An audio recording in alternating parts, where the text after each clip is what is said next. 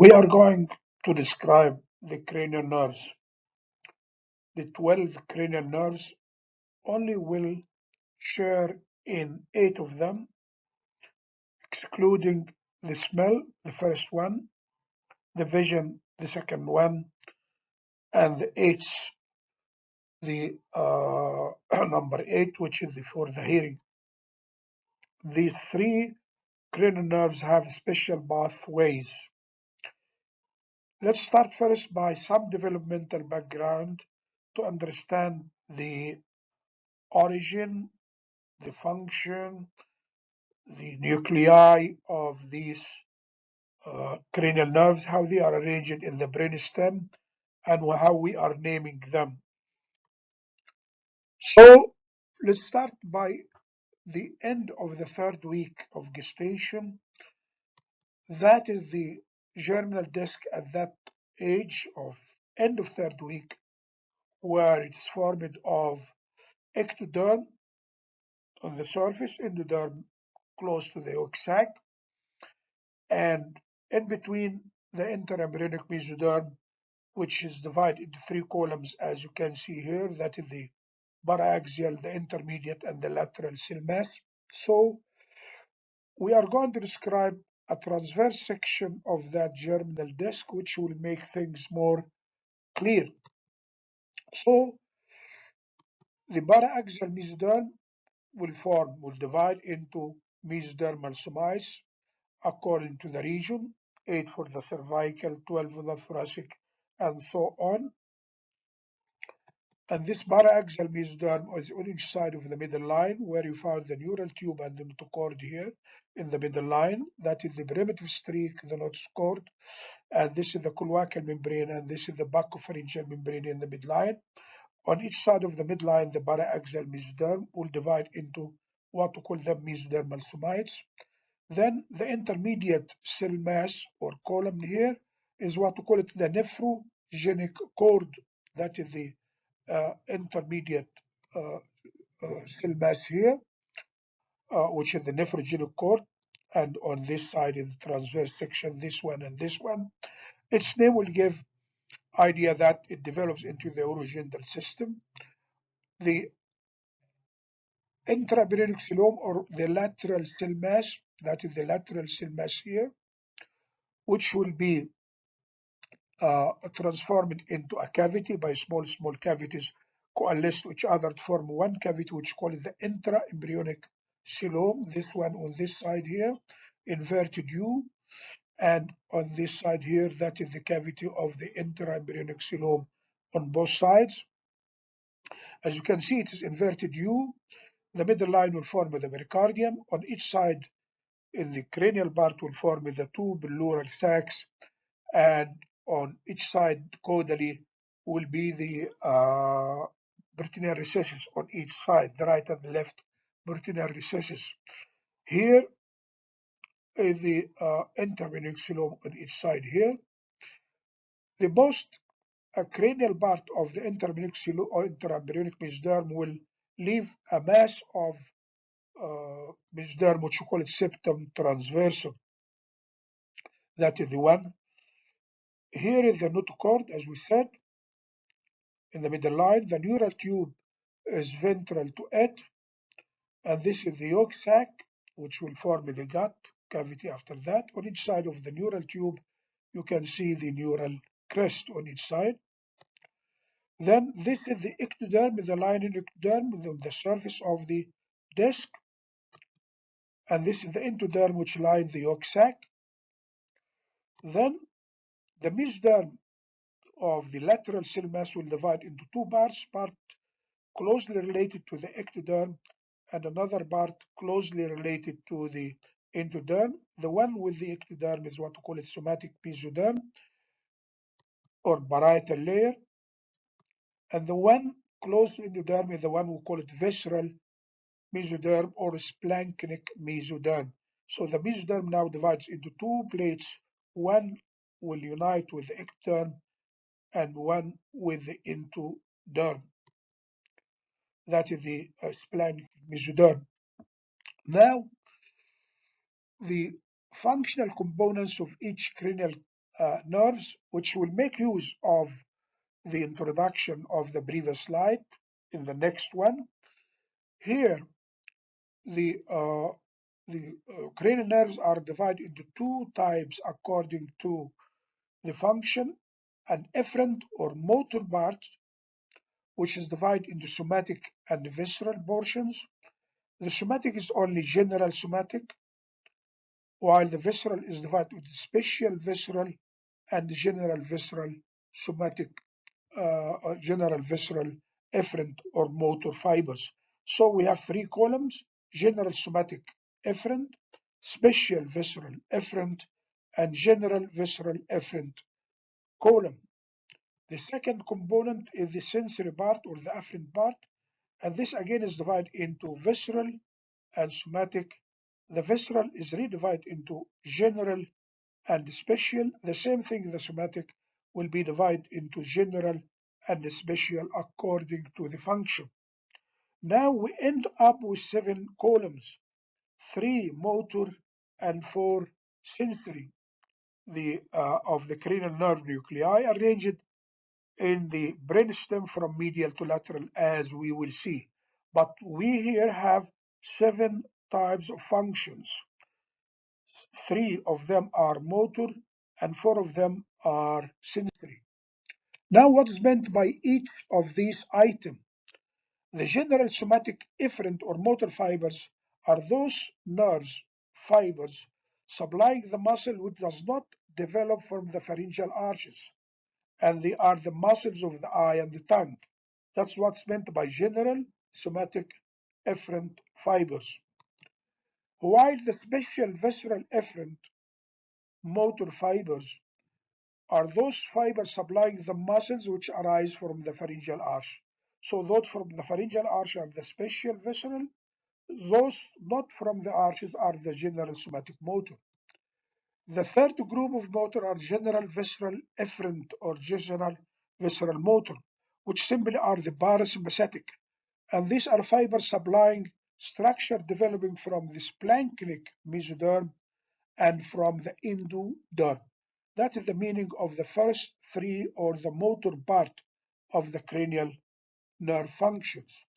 Now, the sensory, the general visceral afferent fibers are fibers carrying sensation from the different organs and mucous membranes developing from the splanchnic mesoderm and from the endoderm or entoderm.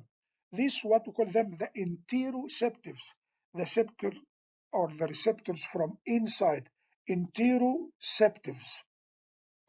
While the special visceral afferent fibers are those carrying smell and taste, and these organs are covered by endodermal mucous membrane, as you know, the tongue and the nose. So these are the special visceral afferent type of fibers. The general somatic afferent types of fibers are those carrying sensation from structure developing from the somatic mesoderm and or from the ectoderm. These are the exteroceptives, the sensation from outside of the body. Special somatic afferent fibers are those carrying from organs developing mainly from the ectoderm, the vision and hearing. So this is the meaning of the 7 types of the cranial nerve functions, which tell the developmental origin and the fate of these elements in the embryology or from the embryology to the adult. Now, let's have every column of these 7. What are the cranial nerves included under each column? Under the general somatic efferent column will be the third, the fourth, the sixth, and the hypoglossal, the 12.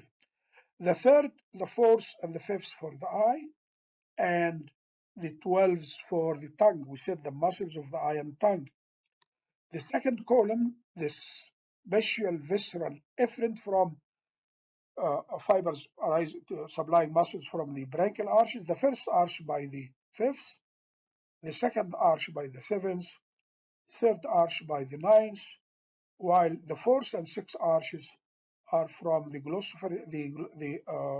vagus and the accessory nerve. This is the second column which supply the muscles of the pharyngeal arches. The third column is the parasympathetic column, which is the fibers of the third, the seventh, the ninth, and the 10th, and these are the parasympathetic included in the oculomotor to the embryological nucleus, to the muscles of the pupil and the ciliary muscles.